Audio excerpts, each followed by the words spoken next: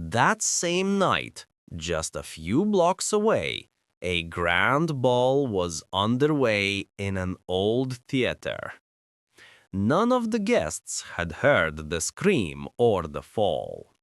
Here, violins played, crystal reflected the glow of chandeliers, and the air was filled with the scent of fine wine. The elite had gathered. Bankers, ministers, owners of news empires, all those who ruled this city and perhaps the entire country. Their faces gleamed just like the polished masks they held in their hands. Among them was Andrea Lorenzi, the hostess of the evening, a woman in emerald dress with a smile that could charm or destroy with a single glance. She lived for the moment, for applause, for bows. But tonight, her eyes shone brighter than usual, not from joy, from fear, skillfully concealed. She knew this evening would decide everything. If her project was approved, she would become the face of a new era. If it failed, no one would even remember her name. The music swelled. Waiters glided between couples carrying trays of champagne. Faces sparkled, whispers mingled with laughter. And then the theater doors burst open. Into the hall stepped Nico Morales, young, yet with the eyes of an old man, a stranger among gold and silk. His suit fit flawlessly, but it wasn't the glitter of wealth. It was the cold elegance of a hunter. He moved with calm assurance, as if the dazzling hall already belonged to him. "Ladies and gentlemen," his voice cut through the music, "but perhaps it's time you heard a story." Silence fell over the hall like a heavy veil, and only Andrea felt her heart drop. She knew that name. She knew it all too well. Nico walked to the center of the hall and let his gaze rest on every face. "Tonight, those who love beautiful lies have gathered here," he said, his words echoing under the arches of the theater. "But outside, beyond these walls, the lies are cracking. And when they break, it's not just glass that falls. People fall with it." A few people smirked. Someone scoffed, calling a waiter. But there were others who listened. Andrea stepped forward, smiling as only she could, softly, yet with venom. "Mr. Morales," her voice flowed like music, "you came here without an invitation. Do you wish to entertain us with parables?" Nico looked at her. "No, I came to remind you that your parables always end the same way, with fire." For a moment, it seemed as if the light in the chandeliers flickered, and in that instant, everyone felt it. The celebration would never be the same again. Chapter 3. Shadows Beneath the Stage. The music swelled again, as if the conductor were trying to breathe life back into the hall. But the smiles had changed. Tense, strained, as though cracks had appeared on their masquerade masks. Nika stood motionless, like a statue. Only his eyes moved, scanning the crowd. Some looked away. Others sought out the guards with their gaze. But no one dared to step forward first. In the shadow of the columns stood Leonardo Vega, once the city's finest journalist. His face had been known to thousands, his articles read by millions. But ever since he touched upon the inconvenient truth, his name had been erased as though he had never existed. Now he was invited only as a forgotten extra. A politician's acquaintance had smuggled him in backstage. And here he saw it, Nico, entering the luxurious hall, the man whispered about for months, the one who could dismantle myths as easily as children break toys. So he's finally done it, Vega muttered to himself, pulling out his old tape recorder. Meanwhile, at the far end of the hall, near the dessert table, stood Ilara. Her dress was rented, her jewelry fake, yet her stride betrayed her. Not a simple guest, but a woman with a secret.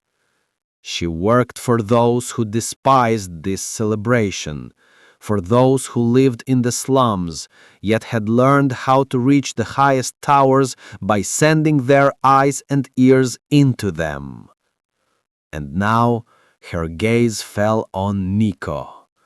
She didn't know him personally, but she felt it instantly. He was the center of tonight's storm. Chapter 4. Glass People. Mr. Morales, Andrea spoke again, and still rang in her voice.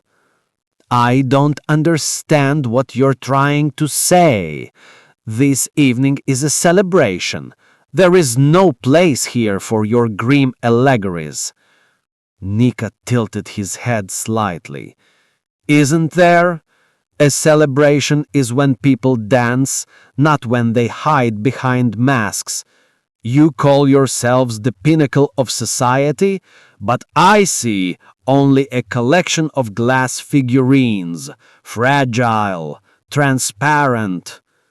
The crowd stirred. Someone laughed, cutting through the fear. Someone else nodded approvingly. Andrea signaled the musicians. The violins broke off sharply. You accuse us of hypocrisy? And who are you to throw stones at stained glass you could never build yourself? Then Nika spoke softly but loud enough for all to hear.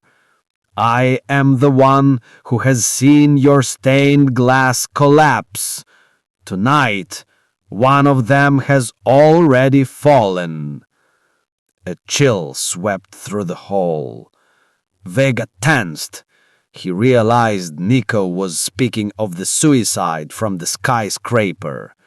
Ilara unconsciously tightened her grip on her glass, wondering, was this a coincidence or a carefully measured strike? The guards closed in. Black suits, identical faces, identical movements. Nico stood in the center, motionless, as if he had been waiting for this moment. You're leaving the hall, the head guard said flatly. Of course, Nico replied calmly. But first, I'll leave you a gift. He pulled a thin folder from his inner pocket. Not a flash drive, not a phone. Paper. In this world of holograms and digital illusions, paper looked like a challenge, like the bone of an ancient beast. This is a story about you. Nico slowly let his gaze sweep across the guests' faces. Not about each of you individually, but about all of you together. About what you've built and what you're afraid to lose.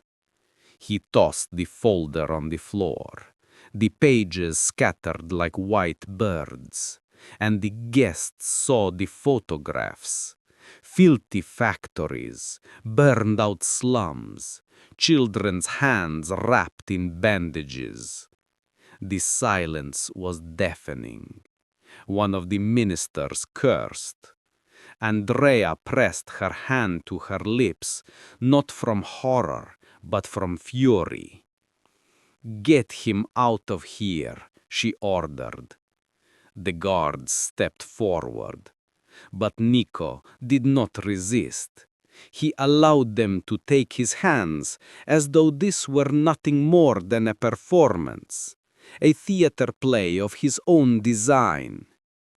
"You can throw me out," he said, "but the words will remain, and your children will read them while you hide your faces behind new masks." They led him away, and the hall was left with the echo of his voice, and the pages scattered across the marble floor. While most of the guests nervously laughed off the incident, different glances met in the theater's backstage corridors. Leonardo Vega quickly gathered several pages. The photographs were real. He knew those places. He had once covered a story about the children of the Ash Shore district, but his article had never been published. "So he got the evidence?" Vegas whispered, clutching the paper. "Damn, this guy's more dangerous than they say." "Dangerous to whom?" came a voice behind him. He turned. Before him stood Ilara. Her eyes gleamed like blades, though her smile remained gentle. "To them," she nodded toward the hall, "or to us?" Vegas narrowed his eyes. "You know him?" "No, but I know this. Every time someone like him appears, something breaks. Sometimes for the better, more often for the worse." They fell silent. Somewhere in the distance, the music started again, but now it sounded false, like a violin with a broken string. "I have a proposal," Ilara said quietly. "You know how to listen to people and gather their words. I know how to hear what they try to hide. Maybe we should put these pieces together." Vegas nodded slowly. For the first time in years, he felt he was holding the thread back to the truth. The theater doors slammed shut behind him. The noise of the celebration stayed inside, while outside he was met by rain. Cold, vicious, with sharp drops as if the sky itself had decided to wash the glitter off the whole city. The guards let Nico go at the edge of the road, not even bothering to push him. To them, he was already humiliated by the very fact of being expelled. "Don't show your face here again," one of them muttered, and the doors of the black car slammed shut, carrying them back to warmth and champagne. Nico was left alone. He raised his face to the sky, inhaled the damp air, and smiled. "Good," he said to himself. "This is where the real part begins." He walked along the street, where hologram ads flickered, reflecting in filthy puddles.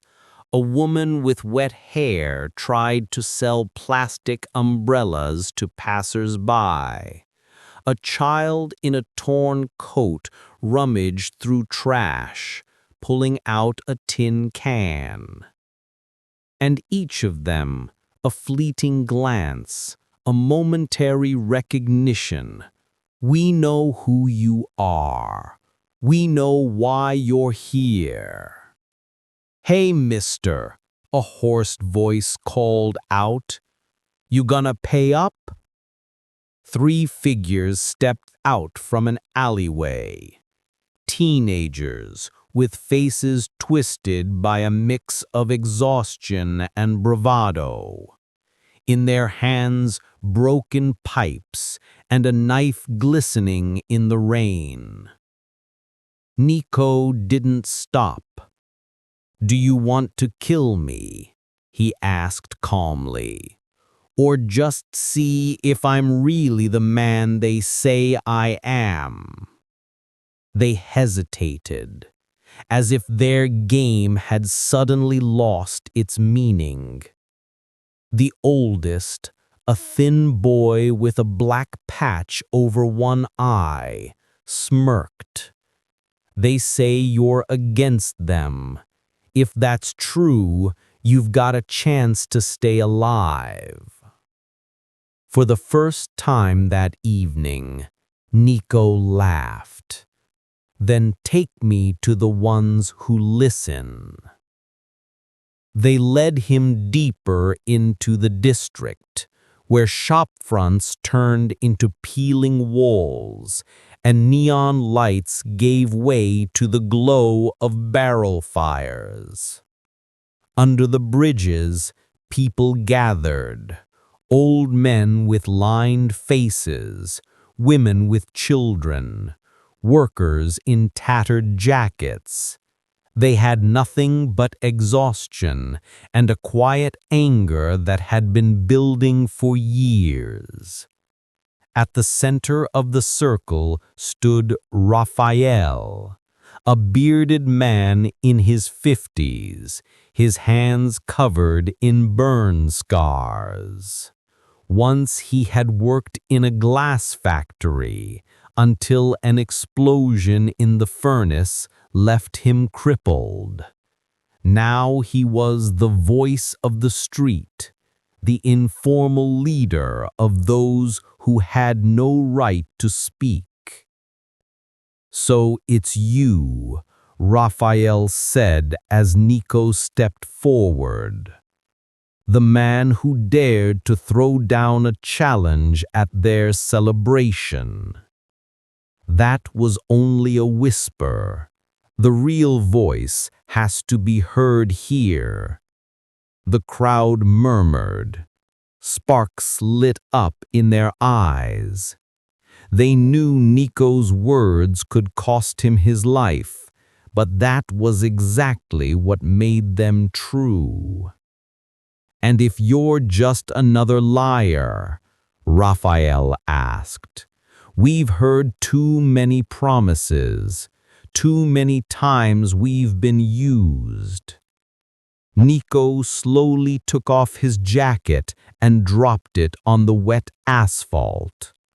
Beneath it was a simple black shirt soaked through with rain.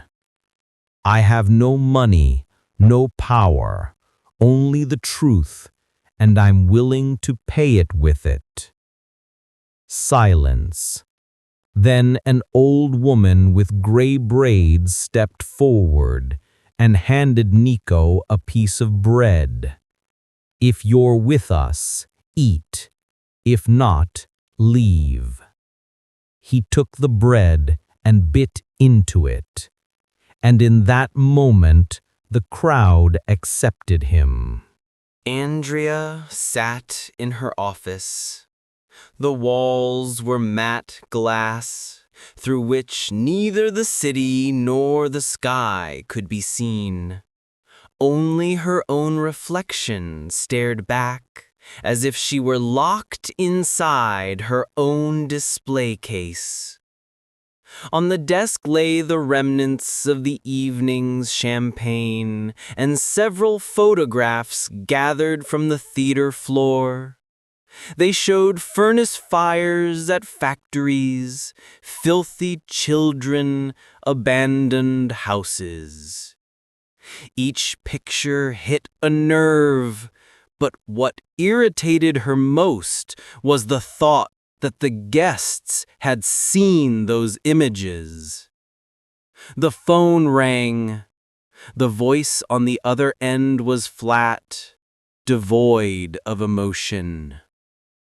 "Andrea, you made a mistake." It was a provocateur. She clenched her fists. "He needs to be dealt with." Too late. He's already out in the streets. A pause. "Make his words look like lies, or tomorrow they'll be talking about you." The line went dead. Andrea looked at herself in the glass. Her face was flawless, but her eyes showed a ripple of tiredness. "If I lose, they will erase me, just like those I myself erased from history." Leonardo Vega and Ilara sat in a cheap cafe on the city's edge. Rain still poured outside, and the occasional passer-by huddled beneath old umbrellas. On the table were the same photographs, only now Vega examined them through a magnifying glass. "Look," he said, pointing. "This factory burned down 2 years ago. Dozens of workers died. I wrote about it, but the piece was pulled at the last minute." Ilara nodded. "I know those people. Their families still live in basements. They were promised compensation. The money vanished." She lifted her eyes. "Do you have a recorder?" Vega smiled, producing the old device. "I never parted with it, even after they threw me out of the newsroom." "Then listen." She leant in. "I have contacts, people who collect rumors, documents, everything they hide. If we combine your knowledge and my connections, we'll have a story that can shatter their display windows." Vega felt something ignite in his chest that he hadn't felt in years. The thrill, the urge to fight. "And that story will start with him," he said, pointing to the photo of Nico taken in the theater. "But it will end with them." Nico walked through the city's narrow alleys, the rain washing away the remnants of the night's fog. Every puddle reflected the neon lights as if the city itself were watching him. In his hand was an old notebook, its pages already soaked through. On them, sketches, words, ideas. Don't be afraid to speak. Don't be afraid to demand. Don't be afraid to see the truth. He stepped into an abandoned cafe. Inside, street kids gathered, teenagers with eyes full of distrust toward adults. Nico began to speak, and his words struck like lightning. We can change this city, but to do that, we need to understand who really controls our lives. Someone snickered. Someone raised an eyebrow in skepticism, but most listened, motionless.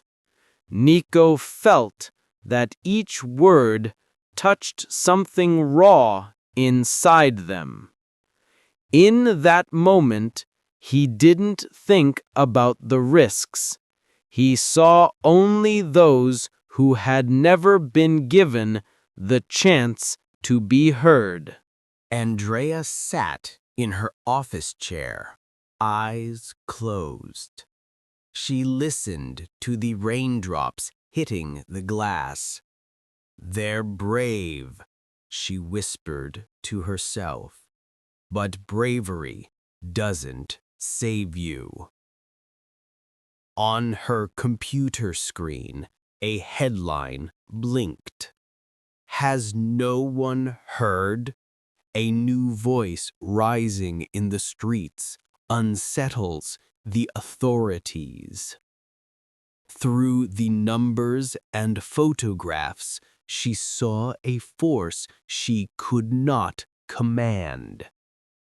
"It's time to act," Andrea said. She began calling her people, assigning tasks, orchestrate compromising accidents, spread rumors, buy off witnesses. Every move was calculated, like a chess piece placed with care. But deep inside, Andrea knew the game had changed. Meanwhile, Vega and Ilara were tracking the pulse of the streets and the feeds of social networks. "They're starting to panic," Vega said, scrolling through the messages.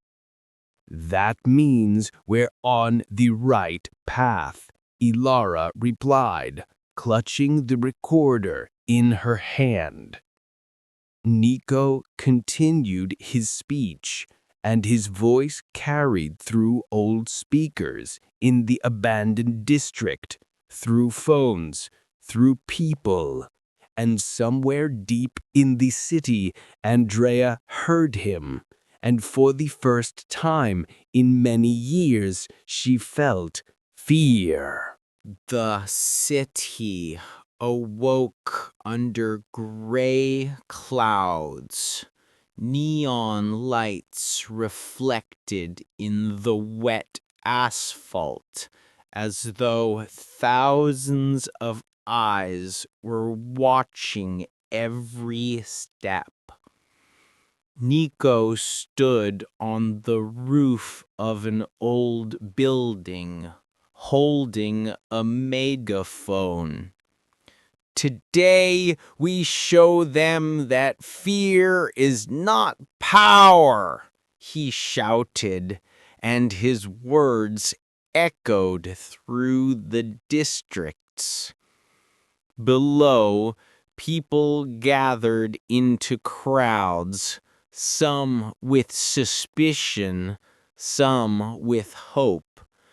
No one expected that one man could ignite such a spark, but the spark became a flame, and it spread too fast to be stopped.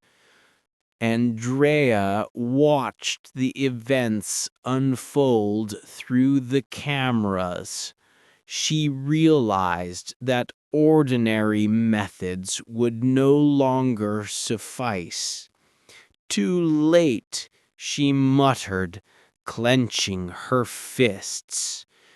Vega and Ilara moved in the shadows, controlling the flow of information, tracking Andrea's every step.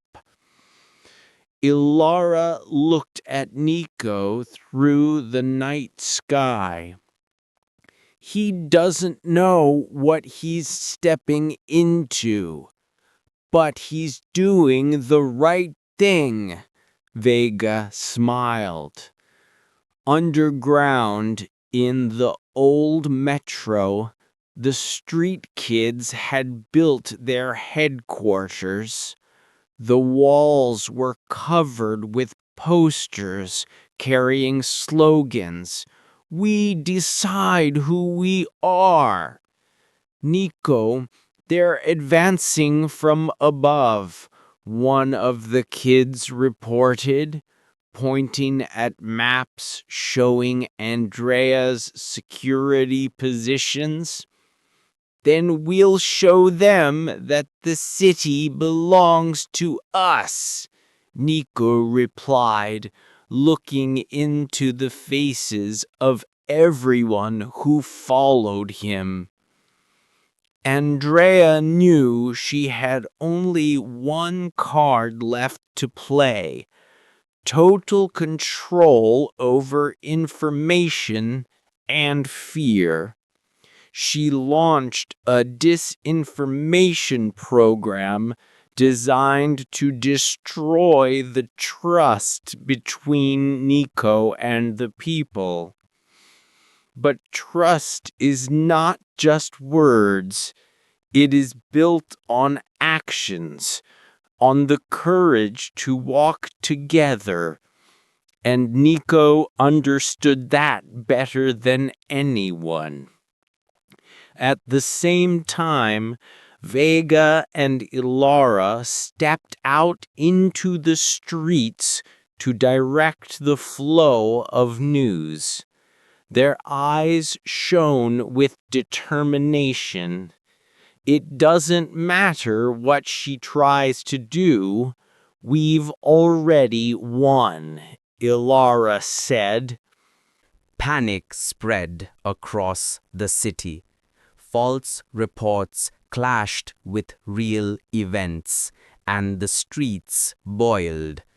For the first time, people left their homes not out of fear, but out of determination.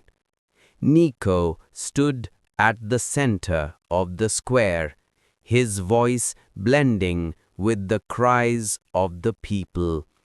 Spotlights and the lights of the buildings reflected in their eyes like thousands of small flames. Andrea hurried, trying to regain control, but every move led to another mistake. Her technology and power were no match for the spirit of the streets. Ilara approached Nico. "We did it," she said softly. "We've only just begun," he answered, and in his voice there was a certainty that could change any city. At that moment, a deafening roar spread across the square. Not thunder, but the symphony of thousands of voices that no longer feared. People who had once been silent raised their hands, shouting their stories, their hopes, their demands. Andrea was left alone at the top of her tower, watching as her illusions of power collapsed. In her eyes there was terror, but also something more, the understanding that strength does not lie in fear. Nico looked up at her from the heights. The game is over. The city is free. The city breathed differently. The night had passed, leaving behind a dawn, dim but real, without neon and illusions. Fires still burned in the squares, where people warmed themselves and shared bread. On the walls of buildings, new words appeared. We are not shadows. We are the voice. Miko stood among them. He was no longer a loner. His face was known. His voice echoed through every alley. But he did not seek fame. He watched as people, for the first time in years, listened to one another instead of those who spoke from above. Beside him was Ilara. She held her recorder in her hands, but now it was switched off. Do you understand that this is only the beginning? She asked softly. Nico nodded. I never wanted to be a hero. But if truth leads us forward, then let it speak louder than me. Vega joined them, carrying a stack of fresh leaflets under his arm, the first lines of a new newspaper written without censorship. The story is already out on the streets, he said. Now it cannot be stopped. At that moment, the wind swept through the city. It lifted scraps of old posters, tore down the remnants of glowing ads, and carried them into the sky. People laughed. Children ran across the wet asphalt, as if the air itself had become cleaner. Andrea watched it all from afar. She no longer sat in her glass office. That office was empty. She stood among the crowd, without guards, without a mask, and no one recognized her. For the first time, she heard the roar of the streets, not as a threat, but as music. And in her heart grew a strange feeling. Perhaps in this loss lay her chance for freedom. The sun rose slowly. Its light broke through the clouds, reflected in the eyes of thousands of people. And in that light, the city saw not walls and facades, but itself. Nico raised his hand as if greeting the new day. This is not the end. This is the beginning, a beginning that belongs to everyone. And the crowd answered with an echo. that would resound for many years, the echo of tomorrow.